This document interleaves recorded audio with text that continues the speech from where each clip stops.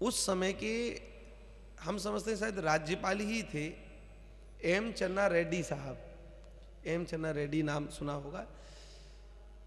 तो वह पंडित जी की महिमा उन्होंने सुनी, तो पंडित जी का दर्शन करने आए। उससे पूर्व वहाँ के जिलाधिकारी को सूचना मिल गई थी मथुरा के कि वो एम चन्ना रेड्डी साहब आएंगे और पंडित जी का दर्शन करेंगे। उन्होंने वहाँ थोड़ी व्यवस्था सी कर दी, बोले यहाँ तो बाबा के यहाँ टाट बिछ रहे हैं, यहाँ पर वो कैसे बैठेंगे, तो उन्होंने कुर्सी उर्सी ला करके रख दी, कहीं गर्मी ना लगे तो पंखा वंखा सा भी व्यवस्था कर दी। पर उनके शिष्य लोगों ने उनसे कहा देखो इस साधुता में ठीक नहीं है, इसलिए इनको रहने दो, उन्होंने हटवा दिए। तो एम चन्ना रेड्डी साहब जब आए तो बाबा टाट पर ही बैठे थे और गिरिराज जी को देख रहे थे। आपने लक्ष्मी नारायण मंदिर में भाई साहब आपने दर्शन तो किया होगा बाबा की कुटिया का, तो उनका वो गिरिराज जी की ओर देखते थे, वहीं पर बैठे बैठे। रेड्डी साहब यहाँ बैठे हैं, वो गिरिराज जी की ओर देख रहे हैं। तो हुआ क्या, बहुत देर तक वह बैठे, वही टाट पे ही बैठे हैं, वो बाबा भी ऐसे ही बैठे। तो बहुत देर तक बैठने के बाद आधा घंटा ना बाबा बोले और ना ही रेड्डी साहब बोले।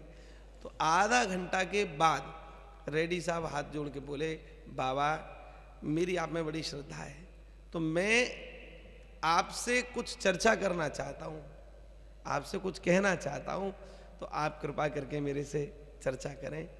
तो बाबा गिरिराज जी की ओर अब तक देख रहे, बाबा ने वहाँ से मुख नीचे की ओर कियो, उनकी ओर नहीं देखियो, नीचे की ओर कियो और हाथ जोड़ के कही कहो भैया कहा के वो चाहो।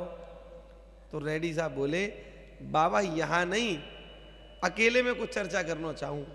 तो बाबा ने मुख ऊपर उठायो और पुनः मुख को गिरिराज जी की ओर कर लियो और करते हुए बोले भैया जो कछु कहनो यही कह ले हो, अकेले में तो मैं केवल अपने लाला सो ही बात करूं, अकेले में तो मैं केवल अपने प्राणधन सो बात करूं। आहा क्या, हम जैसा कोई व्यक्ति हो तो रेड्डी साहब तो बहुत दूर की बात रही, कोई छोटा मोटा अधिकारी भी आ जाए तो हम अपने विवेक का त्याग करके, पूजा पाठ को त्याग करके कहेंगे अरे आओ जी आओ, ये तो काम का आदमी है भाई हमारे। तो ऐसा करते हुए हम लोग संबंध जोड़ेंगे, पर जिसका संबंध श्री गिरधर गोपाल से जुड़ चुका हो, अब उसको संसार के किस बंधन में बंधना साहब। ऐसा अद्भुत जीवन श्री पंडित जी महाराज का था। और यही कारण रहा भैया जी, इसी त्याग का परिणाम रहा कि बाबा जहां खड़े होकर के गिरिराज जी की आरती करते थे वहां 2-2 फुट तक के गड्ढा बन जाते थे। किससे? बाबा जब वहां से हटते तो लोग बाबा के चरणों की रज को उठा उठा करके अपने संग में ले जाते थे, उठा उठा करके। और उस चरण रज का प्रभाव, गोरे दाऊ जी मंदिर के सामने एक श्री उपाध्याय जी महाराज रहते थे। वो सरकारी नौकरी से निवृत्त हुए, उनका मन था कि बाबा हमको दीक्षा दें, पर बाबा किसी को दीक्षा नहीं देते थे हैं, और बाबा का नियम था, तो उनका बहुत कि हम तो बाबा से ही दीक्षा लेंगे। अब बाबा ने कई बार उनसे कह करके मना कर दिया, तो उनका मन फिर थोड़ा सा डामाडोल हुआ, लेकिन मन में गुरु भाव इन्हीं के प्रति था। तो इनके भाव की रक्षा के लिए बाबा ने स्वप्न में इनको दीक्षा दी, स्वप्न में पधारे। अब हुआ क्या, ये बाबा के चरण रज को अपने संग में रखते थे सदैव। हमने अपने हाथरस वाले बाबूजी से बात सुनी है, तो सदैव अपने साथ रखते थे। गोरे दाऊ जी में हम कई बार उनसे का दर्शन करने के लिए गए, को हमने उनसे निवेदन किया महाराज जी कुछ बोलो कुछ कहो, वो चुप रहते थे, बोलते नहीं थे। वो बैठ जाते थे तो ऐसे करके इशारा करते मानो सामने कोई खड़ा है, हम उधर देखते तो कोई नहीं खड़ा होता था। तो कभी किसी चित्रपट को पहुंच रहे हैं, कभी कुछ, ऐसी अद्भुत लीला करते थे। तो महाराज जी ऐसा बताते हैं कि उनके ऊपर किसी ने मारण का एक कार्य कर दिया, मारणोच्चाट जो होता है।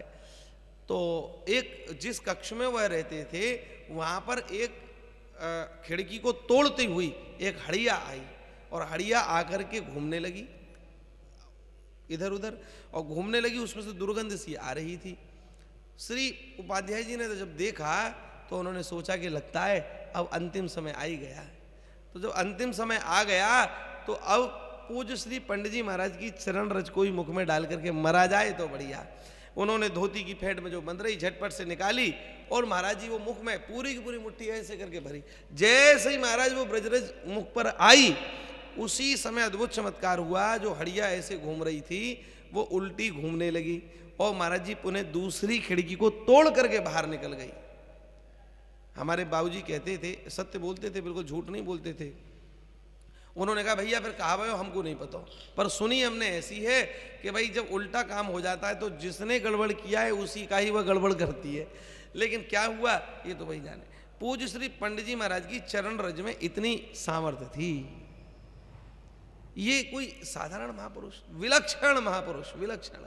एक बार कहीं भोजन प्रसाद के लिए गए तो ब्रजवासी के यहाँ, तो ब्रजवासी के यहाँ एक चित्रपट लग रहा था एक संत भगवान का, तो जाकर के और साष्टांग दंडवत प्रणाम किया बाबा ने। अब सब हंसने लगे, घर के वो लोग हंसे और वो भी हंसे सब। तो बाबा ने कहा भयो, बोले बाबा तुम इनको जानो, ये कौन है जिनको तुम प्रणाम कर रहे हो, ये चित्रपट लग रहे हो, तुम जानो ये कौन है? बोले नहीं भैया कौन है, ये तो महात्मा से लग रहे हैं, कोई प्रणाम है इनको। सब हंसे। बाबा कितने सीधे हो आप, बाबा ये आपको ही फोटो है, आपको चित्रपट लग रहा हो ये। तो इतना सुना तो ना हंसे ना गंभीर हो गए, सिर नीचे करके और कोने में जाकर के चुपचाप बैठ गए। तात्पर्य वो तो अलग विषय, पर यहाँ ये देखिए कि श्री पंडित जी महाराज ने कभी अपना मुख कभी शीशे में नहीं देखा। आहा, ऐसी विलक्षण आपकी रहनी थी। तो हम कितनी इनकी महिमा का गान करें, बहुत कम है साहब, बहुत कम।